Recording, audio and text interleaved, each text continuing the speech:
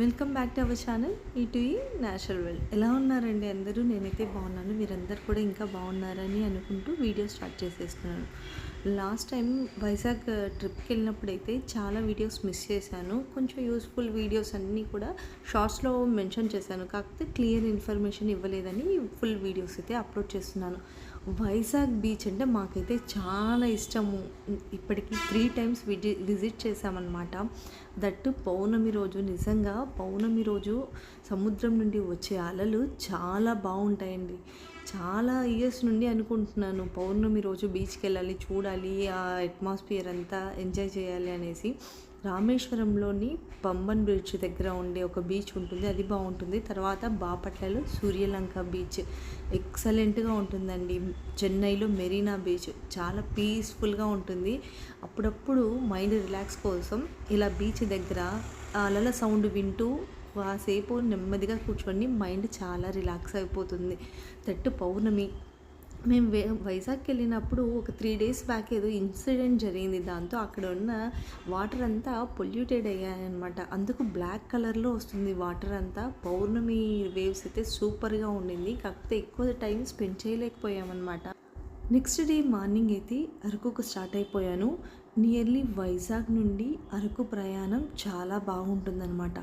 3.5 hours జర్నీలో nearly 120 kilometres మనమైతే travel చేస్తాము. ఎన్నో మలుపులు. నిజంగా చెప్పాలంటే 2 గంటలు కొండలోయల్లో అంటే ఘాట్ సెక్షన్లో వెళ్తుంటాము. చాలా బాగుంటుంది. That single way. ఎక్కడా లేని ఒక ప్రశాంతత ఇక్కడ అరకులో ఉంటుందండి. ఎందుకంటే ట్రైబల్ మ్యూజియం కానివ్వండి, పద్మాపురం గార్డెన్ కానివ్వండి, కాఫీ ప్లాంటేషన్ కానివ్వండి, ఇంకా ఇలా చూడాలనిపించే ఎన్నో ప్రదేశాలు. Katika water falls, Chaparevu water falls చాలా బాగుంటుంది. Nearly 2 or 3 days family trip అయితే వెళ్ళొచ్చు. మనం అరకు స్టార్ట్ అవ్వాలనుకుంటే ఇక్కడ స్టార్టింగ్లోనే మనకు వైజాగ్ నుండి వెళ్ళే రూట్లో స్టార్టింగ్ పాయింట్లో అమ్మవారి టెంపుల్ అయితే ఉంటుందన్నమాట. ఇక్కడ కంపల్సరీ దర్శనం చేసుకొని మన జర్నీ అయితే స్టార్ట్ చేసేసాం. జర్నీలో స్ట్రైట్ రోడ్ అనేది చాలా తక్కువ ప్లేస్ ఉంటుంది. ఇలా కర్వ్ రోడే ఎక్కువ ఉంటుంది. దట్ 3.5 అవర్స్ జర్నీ ఇలా ఉంటుందన్నమాట. అక్కడక్కడ చిన్న చిన్న విలేజెస్లో వాళ్ళ ఏరియాలో పండిన పంటలన్నీ ఇలా పెట్టింటారండి. నిజంగా చెప్పాలంటే సిటీ లైఫ్కి దూరంగా ప్రశాంతంగా పల్లె వాతావరణము అట్లీస్ట్ ఇయర్లీ వన్స్ అయినా స్పెండ్ చేయాలి. దట్టు మైండ్, బాడీకి, ఫ్యామిలీకి కొంచెం రిలాక్సేషన్ కావాలి అన్నప్పుడు ఇలాంటి ట్రిప్ వేయాలని కంపల్సరీ అనిపిస్తుంది అనమాట. ఇంకొకటి వచ్చేసి మనం కోనసీమలో ఎక్కువగా చూసేది కొబ్బరి చెట్లు. కాకపోతే ఇక్కడ వైజాగ్ టు అరకు జర్నీలు అయితే చాలా చెట్లు చూస్తామండి. అది కూడా పండ్ల చెట్టు అనమాట, రోడ్డు సైడ్లోనే. నేను చాలా జర్నీ చేశాను కానీ ఎక్కడ ఇలాంటి ఫ్రూట్స్ చెట్లు అయితే చూడలేదనమాట. దట్టు రోడ్డు పైన పనస పండు చెట్లు, జామకాయ చెట్లు, మామిడికాయ చెట్లు, కాఫీ చెట్లు అయితే ఎక్కడంటే అక్కడ ఉన్నాయండి. మనం అక్కడ ఎక్కడైనా స్టాప్ చేసి తెచ్చుకోవచ్చు అనే మీరు అనుకోవచ్చు, కాకపోతే అలా ఉండదు. ఎందుకంటే అది సింగిల్ వే, ట్రాఫిక్ ఉంటుందన్నమాట. ఒకే వే, పెద్దగా రోడ్ అయితే పెద్దగా ఉండదు, కాకపోతే సింపుల్గా ఉంటుందన్నమాట. ఎక్కువ కర్వ్ రోడ్ ఉంటుంది. ఎక్కడంటే అక్కడ కూరగాయలు, పసుపు కొమ్మలు అనమాట. అంటే ట్రైబల్స్ కదా వాళ్ళు, వాళ్ళ పంటల్లో ఏమి హార్వెస్ట్ చేస్తారో అవన్నీ అక్కడక్కడ పెట్టి అమ్ముతుంటారు. ప్యూర్ తేనె చాలా బాగా పండిస్తారండి నిజంగా. హనీ హార్టికల్చర్ ఉంటుంది కదా, అంటే తేనెని ఎలా తయారు చేయాలి అనే ఒక ప్రాసెస్ని వీళ్ళ దగ్గర చాలా బాగా ఎక్స్ప్లెయిన్ చేస్తారు. ప్యూర్ తేనె కూడా మనకు దొరుకుతుంది. మేము కావాల్సిన వాళ్ళైతే ఎక్కడైనా చూసి స్టాప్ చేసి వాళ్ళు టెస్ట్ చేయమని కూడా చెప్తారు. ప్యూర్ తేనె ఎలా ఐడెంటిఫై చేయాలి అనే టెస్ట్ కూడా చెప్తారనమాట. మనం అది చేసి పిల్లలకు, చిన్నపిల్లలు, పెద్దవాళ్ళు, ఇంట్లో ఉన్న వాళ్ళకైతే తీసుకోవచ్చు. ప్రతి టర్న్ చాలా బాగుందన్నమాట.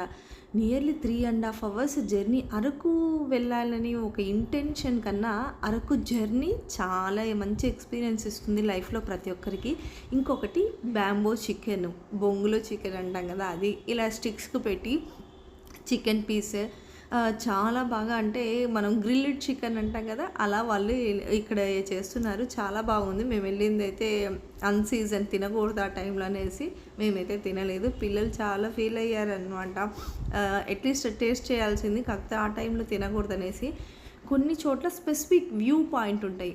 అంటే అరకు ఫుల్గా మిడిల్లో అనమాట. ఇది నియర్లీ వైజాగ్ టు అరకు చాలా జర్నీ ఉంటుంది కదా, దాంట్లో మిడిల్‌లో ఒక వ్యూ పాయింట్ అనమాట. చాలా బావుంటుంది. ఆ వ్యూ పాయింట్ దగ్గర ఇలా ఒక్కొక్క స్టిక్‌కి చికెన్ పీసెస్ వేసి గ్రిల్ చేసి ఇస్తుంటాడు. 20 ఆర్ 25 రూపీస్ ఉంటుంది ఒక స్టిక్.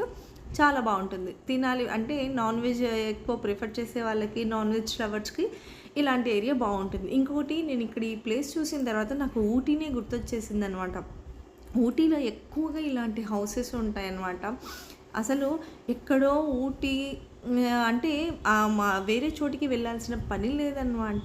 మన స్టేట్‌లోనే ఇంత మంచి ప్లేసెస్ ఉన్నాయి కదా! మనం ఇది విజిట్ చేయకుండా ఎక్కడెక్కడో వెళ్తుంటామని అనిపిస్తుంది. ఇదైతే నా పర్సనల్ ఒపీనియన్ అనమాట. చాలా బాగా నచ్చుతుంది. చూడండి ఇక్కడైతే అరటి చెట్లనమాట.